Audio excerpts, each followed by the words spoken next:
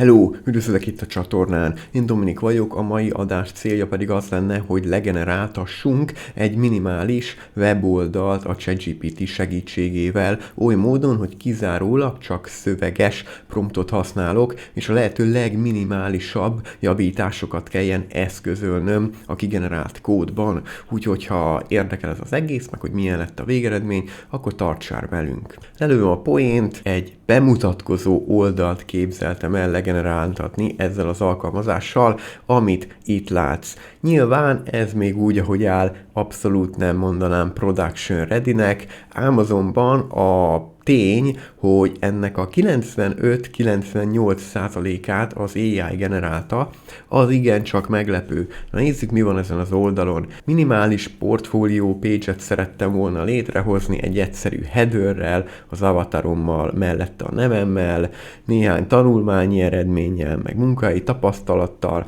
egy fiktív képgalériával, ami nem csinál semmit, meg egy kapcsolatformmal, ami szintén nem csinál semmit. Egyelőre a fókusz az tényleg csak a HTML-en meg a CSS-en volt, tehát ez most nem tud nekem e-mailt küldeni. Fölhívnám még arra a figyelmet, hogy itt van nekünk egy footer is. És akkor most végigmegyünk azokon a lépcsőfokokon, ahogy ezt én az AI-jal legeneráltattam. Az volt még a célom, hogy ne kelljen fél órákat gondolkodni azon, hogy a tökéletes promptot beírjam a ChatGPT-nek, hanem on the fly, majd ilyen kis iteratív módszerekkel belejavítok mindig az aktuális végeredménybe. Úgyhogy nézzük meg ezeket a lépcsőfokokat. Egyébként ennek a weboldalnak a legenerálása nagyjából egy fél órát vett igénybe mind a részemről, mind a ChatGPT részéről. Az első prompt, amit beírtam neki, az az, hogy készíts egy egyoldalas portfólió oldalt, abszolút vanilla HTML meg CSS segítségével. És akkor leírtam neki a struktúrát, amit szeretnék. Szeretnék egy headert, egy szöveges részt, education meg work history-val, egy képgalériát, egy contact me szekciót, meg egy footert. És az első eredmény, amit erre kaptam, az gyakorlatilag így nézett ki, tehát lehet látni, hogy a megjelenés azért nem olyan, mint amit az előbb láttunk, és hagy némi kívánnivalót maga után.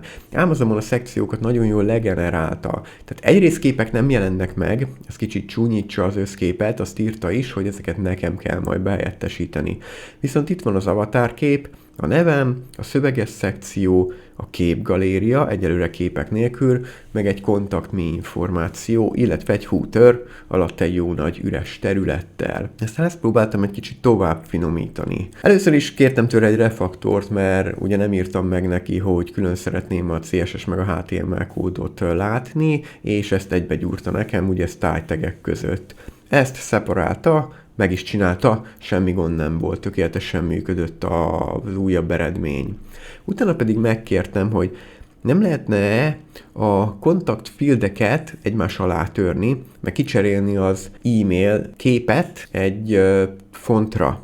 Mert ha itt visszamegyünk, akkor látszik, hogy ezek a mezők egymás mellett vannak, egymás alatt pedig szebben néznének ki. Az e-mail ikon meg általában ugye ikonfontból jön, vagy valami hasonlóból, nem feltétlenül egy PNG-t, vagy egy JPG-t, vagy egy SVG-t szeretnék oda tenni, és ez egy jó feladat volt, hogy vajon hogyan veszi ezt az akadályt ChatGPT, tud-e nekem ikonfont library-t ajánlani. És elsőre nem sikerült neki a feladatot megoldani, viszont a font awesome-ot ajánlotta, és nagyjából működött is volna az ikon kicserélése, hogyha a HTML-be nem hagyott volna benne a megfelelő részen egy class, amit miután megmondtam neki, hogy nem működik, szintén nem javított ki, és nekem kellett levenni az e-tagről az e-mail ikont.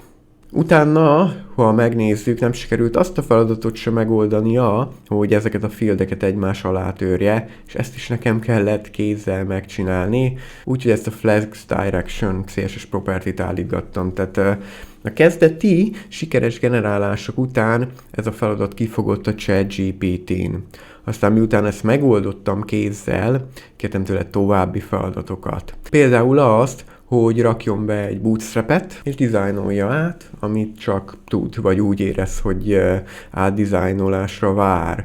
Mert ha megnézzük ezt a page-et jelenleg, azért elég csúnyácska. A bootstrap-et tökéletesen beinkludolta, és át is dizájnolt bizonyos elemeket. Ám azonban még szerettem volna egy olyan kiegészítést, hogy a work history-t, meg az edukációs részt, azt tördeljem már egymás alá, mert hogyha többet írtam be, mint egy darab, akkor ezeket egymás mellé sorolta.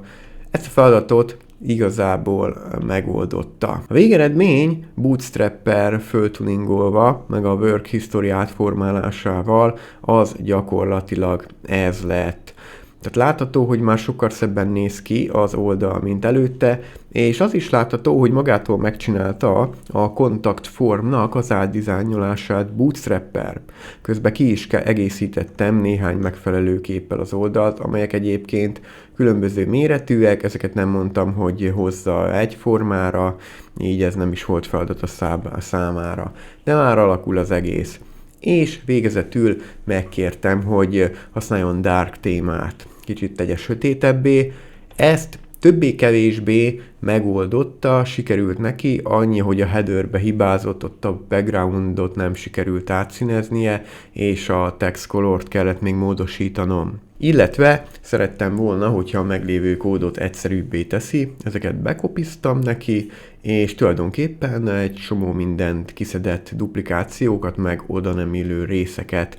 Ám azonban hagyott még itt is a végeredmény némi kívánnivalót maga után, például az, hogy a footerbe a szöveg nem volt horizontálisan középre igazítva, illetve itt, amit mondtam, hogy a header színezése kicsit más volt, mint amit én elvártam volna. Ezeket a részfeladatokat többé-kevésbé megoldotta, de itt is bele kellett nyúlnom, és végezetül kaptam azt a végeredményt, amit először is láttál itt az oldalon. Tehát konklúzióként azt kell mondjam, hogy ChatGPT-vel a nulláról kódot generáltatni lehet, ezt érdemes ugródeszkának tekinteni, amiből én majd szépen lefaragom a dolgokat, amikre nincsen szükségem, és hozzáteszem azt, amit igen. Fogunk még nézni itt a csatornán rengeteg kódgenerálást, ez egy nagyon alap weboldal volt, természetesen ennél komplexebb dolgokra is képes a ChatGPT, és azt is hozzá kell tenni, hogy itt ugye az alapbeállításokat használtuk, tehát nem használtuk például a